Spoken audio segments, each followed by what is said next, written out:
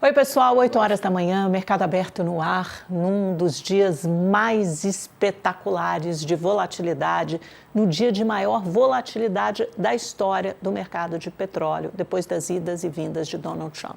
Mas o americano fez jus àquela sigla, aquele acrônimo que tão bem o descreve.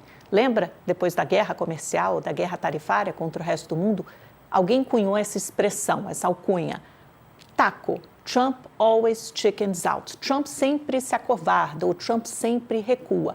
E foi exatamente o que ele fez ontem. E qual é a senha, o gatilho para os recuos do Trump? O mercado. Quando o humor dos investidores começa a azedar, mas azedar de vez, azedar feio, o que faz o americano? Dá um passo atrás. Ontem, o barril de petróleo atingiu espetaculares $119, o maior valor em 4 anos desde a eclosão da guerra Rússia-Ucrânia em 2022. O mercado de juros americano, os juros cobrados pelos títulos do Tesouro americano, os Treasuries, até então, pelo menos antes do mandato de Trump, considerados o ativo mais seguro do mundo, uma referência de segurança, também subiram, e aí tem um limite que para ele é outro gatilho, 4,5%. Quando os treasuries de 10 anos se aproximam desse patamar, o americano sabe que tem que mudar de postura política rapidamente para a economia não naufragar. É um ano de eleições de meio de mandato, no final do ano já nos Estados Unidos, e disso depende a manutenção da maioria que o republicano hoje tem, tanto na Câmara dos Deputados quanto no Senado Federal, no Congresso dos Estados Unidos. Com isso, Trump deu 2 entrevistas ontem. A primeira, à rede de TV americana CBS, em que ele disse que praticamente todos os objetivos dos Estados Unidos tinham sido atingidos, porque a Marinha iraniana havia sido devastada, assim como as forças aéreas e grande parte da cúpula militar. Portanto, a expectativa de um cronograma da guerra próximo ao fim. E depois, da Flórida, ele convocou uma entrevista coletiva em que repetiu a mensagem aos jornalistas, dizendo que a guerra no Irã estava próxima ao fim. O que aconteceu com os preços do petróleo despencaram. E é isso que eu vou mostrar num gráfico, porque eu acho que o gráfico é a imagem que expressa melhor a alta volatilidade que acometeu o mercado de energia ontem. Nesse aqui, às 6 horas da manhã, o petróleo aparece cotado a $116,17, às 6 da manhã da segunda-feira. No domingo da noite anterior, ainda no mercado futuro, esse valor havia atingido a máxima de $119, muito perto dos $120. Aí o que aconteceu? À medida que a sessão foi avançando, o preço do petróleo foi retrocedendo e terminou o dia cotado às 16h30 aos $98,96. Depois dessa coletiva do Trump, em que ele reforçou essa mensagem de que a guerra estava próxima do fim, aí o preço despencou mais para $90 e hoje no mercado futuro, ainda assim é uma valorização em relação a 6%, a sexta-feira, que isso fique claro, uma valorização de 6,8%. $98 ontem. Hoje está cotado no mercado futuro assim, desse jeitinho aqui. Em relação a ontem, aí uma queda. Está devolvendo toda a alta que teve no dia de ontem, depois dessas declarações de Trump. O Brent, queda de 7,38%. Agora, no mercado futuro, cotado a $91,65. E o WTI, que é referência para o mercado americano, cai 6,5% aos $88,66. Vamos ouvir, então, da boca do líder norte-americano, o que ele disse.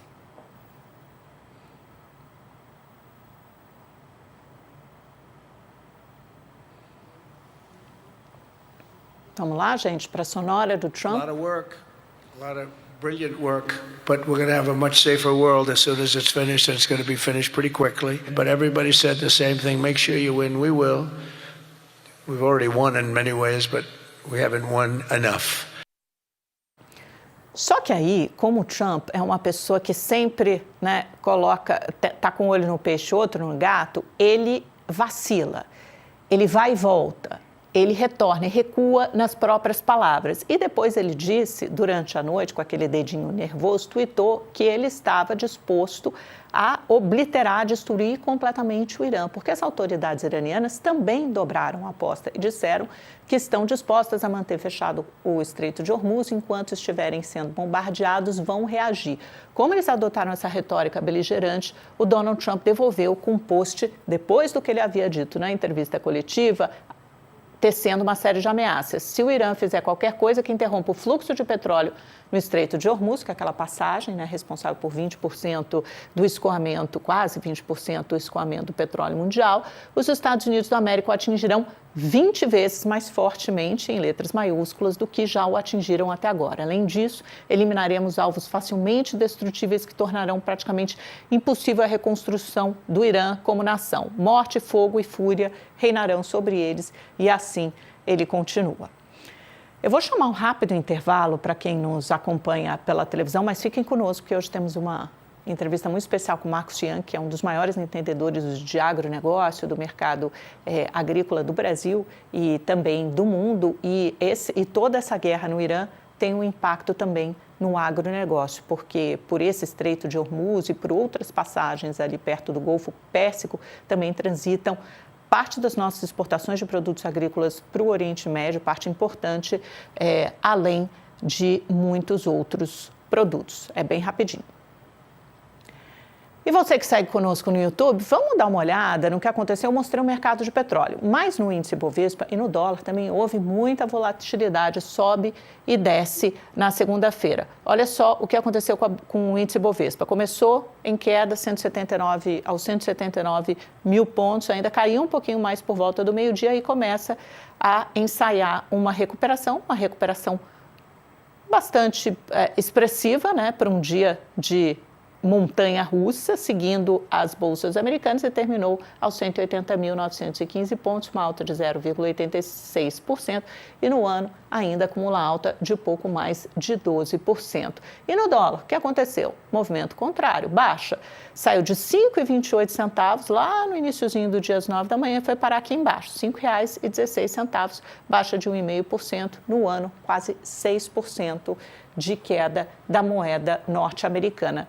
E agora, os mercados nessa manhã, né? A Ásia seguindo em tom positivo, tanto a Ásia quanto a Europa se recuperando das perdas do início da semana. Tóquio sobe 3%, ontem tinha caído bastante, Hong Kong 2,17%, China também no território positivo com alta de 0,65%.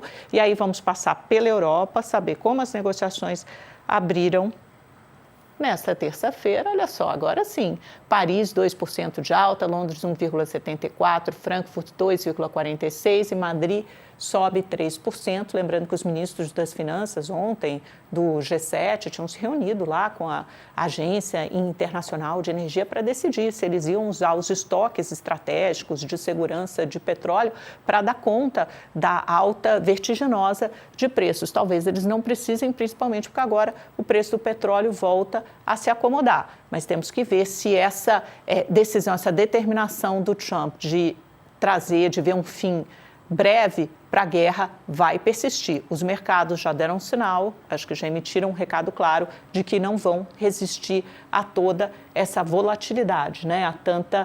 Tanto sobe e desce assim. Isso ficou muito claro nas bolsas de ontem.